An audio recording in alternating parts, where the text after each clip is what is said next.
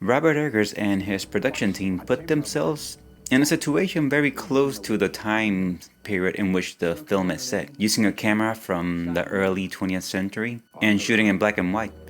And it pays off. The movie has a rich, stark, black and white cinematography that also has a sooty, dirty feel to it. What this film does very well is creating a sense of isolation. There's always this frame of darkness around the edges of the screen. It's shot in, I think, a 1:19 aspect ratio, but there's always darkness around the edges, and there seems to be one focal light point at the very center. It does it very well, which creates a sense of isolation.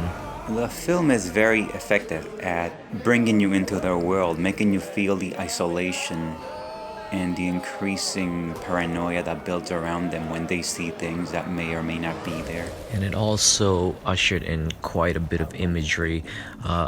There's imagery that teetered on the fantasy, the science fiction, and there are some that just dives into the human condition, the human needs. It could be disturbing depending on who you are, or it could be like a very nicely fine-tuned elements of the movie that reinforce the overall theme of it.